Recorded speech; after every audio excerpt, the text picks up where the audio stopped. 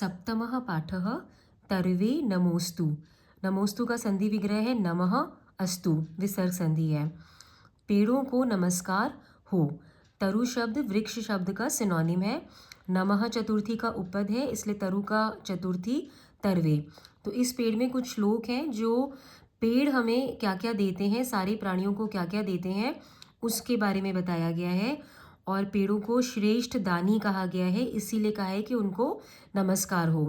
तो पहला श्लोक, छायाम अन्यस्य कुर्वन्ति तिष्ठन्ति स्वयं आतपे फलान्यपि परार्थाय वृक्षाः सत्पुरुषा एव। फलान्यपि का संधि विग्रह है फलानी और अपि, और यहाँ पे जो सत्पुरुषा शब्द है यहाँ पर विसर्ग मैंने लिखा है, तो यहाँ पर विसर्ग क्यों नहीं था, क्योंकि यहाँ पर विसर्ग का लोप हो गया। जब भी विसर्ग के पहले आ का स्वर आता है तो विसर्ग का लोप हो जाता है।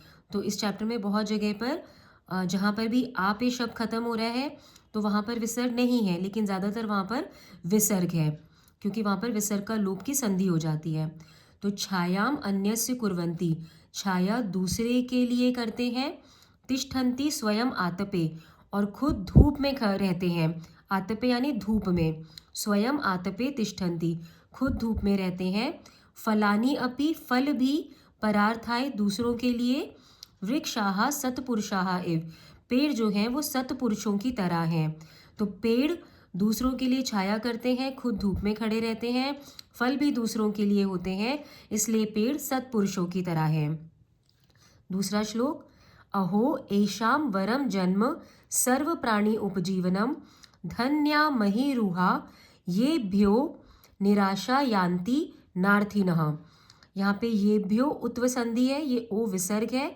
ये दोनों जगह मैंने विसर्ग लिखा है, ये विसर्ग का लोप हुआ है। यहाँ नार्थिनः न और अर्थिनः, इसमें अर्थिनः शब्द का मतलब है मांगने वाले, उसका सिनोनिम है याचकाः, और महीरुहाः वृक्षाः का सिनोनिम है। तो इसका मतलब है अहो, पेड़ों के लिए बहुत अच्छा एक संबोधन यूज़ किया है। एशाम, एशाम यानी इन सब का, किन का, पेड़ों का। वरम जन्म, श्रेष्ठ जन्म। सर्व प्राणी उपजीवनम, सारे प्राणियों को जीवन देने के लिए है।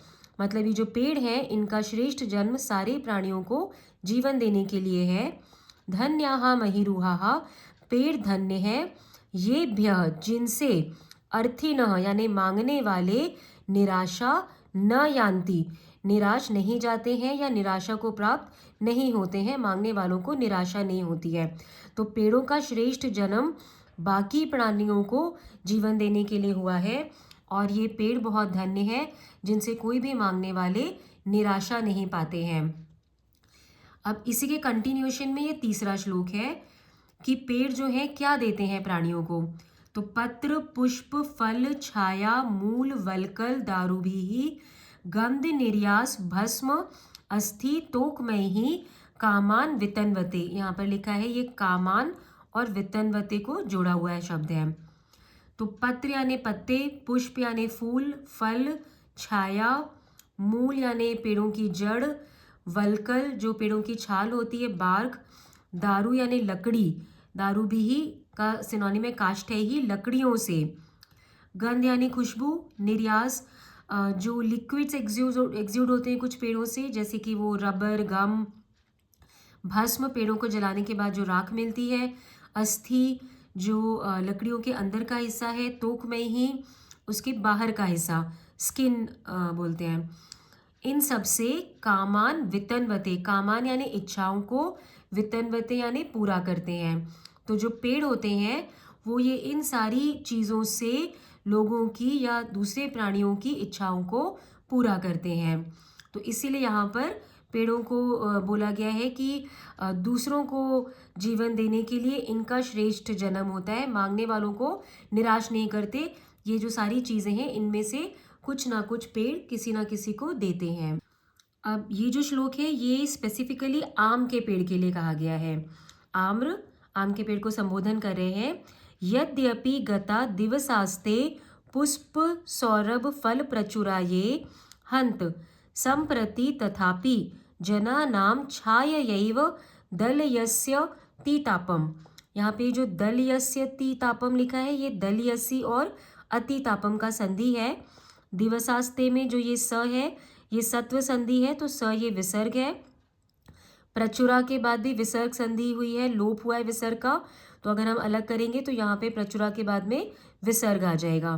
छाययैव जो लिखा है ये छायया एव, तो इसका मतलब है आम के पेड़ को बोल रहे हैं कि हे आम, यद्यपि अगर गता चले गए, दिवसाहा ते वो दिन, ये जो पुष्प सौरभ फल प्रचुराहा, पुष्प यानी फूल, सौरभ यानी खुशबू, फल तो पता है, प्रचुराहा बहुत सारे, तो वो दिन अगर चले गए हैं जो कैसे थे, पुष्प सौरभ, आम के पेड़ के जो फल होते हैं वो साल भर नहीं लगते हैं, तो जब वो जो दिन थे जब बहुत सारे आम के फूल थे जिनमें खुशबू थी और फिर जिनसे बहुत सारे फल हुए थे, तो वो जो दिन थे वो अगर चले भी गए हैं, ते दिवसाहा वो दिन, ये जो पुष्प सौरभ फल प्रचुराहा बहुत सारे फूलों की खुशबू और फलों वाले थे, यद्यपि गता अगर चले गए, हंत फिर से एक संबोधन का शब्द बोला है,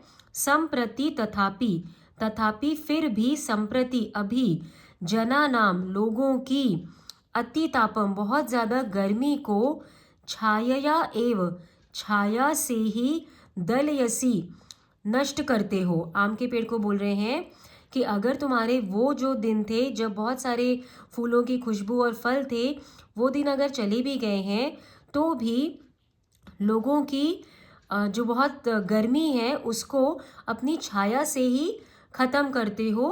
अब मतलब अभी भी तुम ये काम तो अभी भी कर रहे हो। अब इसमें चंदन के पेड़ की बात हो रही है। मूलम भुजंगैः शिखरम प्लवंगैः शाखा विहंगैः कुसुमानि भृंगैः नास्त्येव तच्चंदन पादपस्य यन्नाश्रितः सत्वभरैः समन्तात्। तो यहाँ पे भुजंगैः शब्द का सिनोनिम है सर्पैः, प्लवंगैः वानरैः, विहंगैः खगैः, भृंगैः भ्रमरैः, और ये नास्त्येव का संधि विग्रह है न अस्ति एव। तच्च चंदन पादपस्य जो लिखा है ये तत् और चंदन पादपस्य, यन्नाश्रितम यत् न आश्रितम, सत्वभरैः प्राणिभिः, समन्तात् चारों तरफ से, तो उसका सिनोनिम परितः। तो इसका मतलब है चंदन के पेड़ को बोला जा रहा है कि मूलम, चंदन के पेड़ की जो जड़ है, भुजंगैः सांपों से, शिखरम जो उसका ऊपर का हिस्सा है, प्लवंगैः बंदरों से, शाखा जो उसकी ब्रांचेज हैं, विहंगैः पक्षियों से, कुसुमानी जो उसके फूल हैं, पुष्पाणी इसका सिनोनिम हो सकता है, भृंगैः भंवरों से, बीज से, न अस्ति नहीं है, तत् चंदन पादपस्य उस चंदन के पेड़ का कोई भी पार्ट, उस चंदन के पेड़ का कोई भी ऐसा पार्ट नहीं है, कोई भी ऐसा ऑर्गन नहीं है, यत जो न आश्रितम आश्रित ना हो, जिसपे किसी ने शेल्टर ना लिया हो, सत्व भरे ही प्राणियों के द्वारा, समन्तात परितः चारों तरफ से। तो यहाँ पर बोला गया है कि जो ये चंदन का पेड़ है इसका कोई भी ऐसा पार्ट नहीं है जो चारों तरफ से किसी ना किसी प्राणी के द्वारा आश्रित ना हो।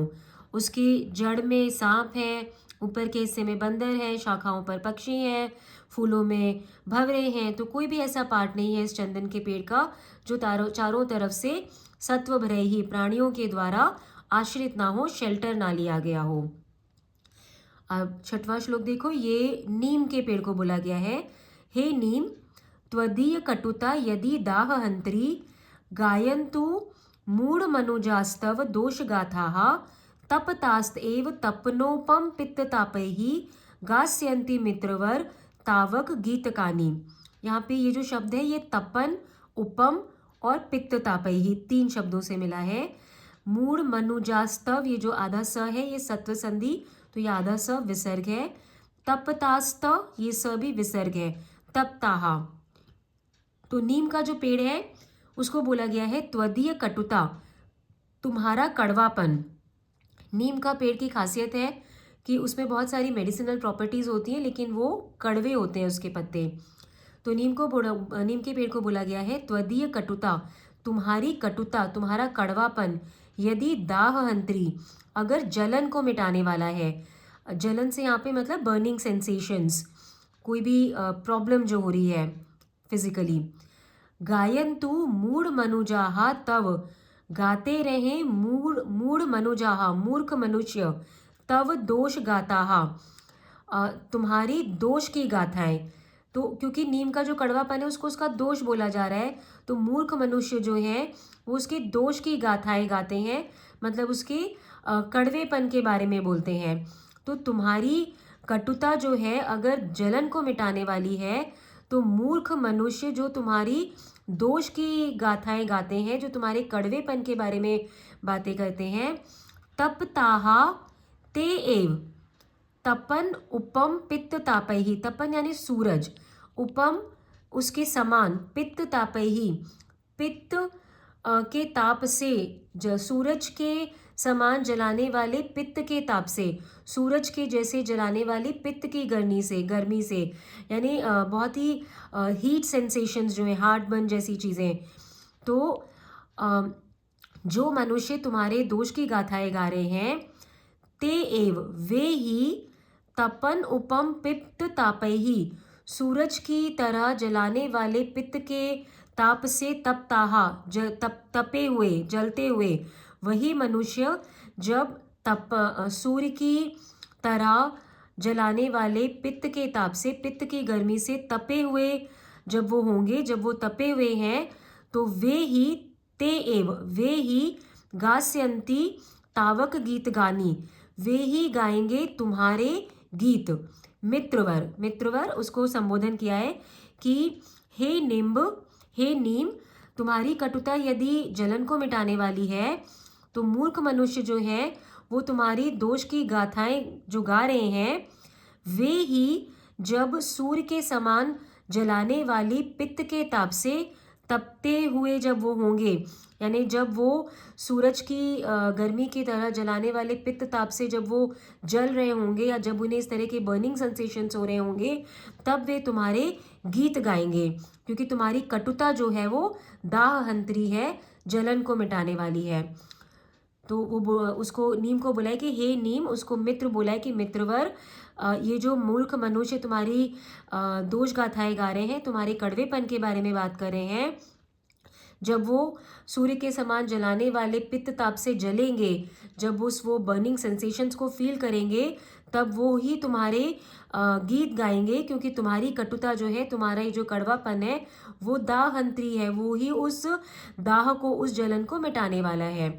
तो नीम की मेडिसिनल प्रॉपर्टी से जब ये लोगों की ये जलन मिटेगी, तो आज जो लोग उसकी कड़वेपन की बात कर रहे हैं, वो उसके गीत गाने लगेंगे।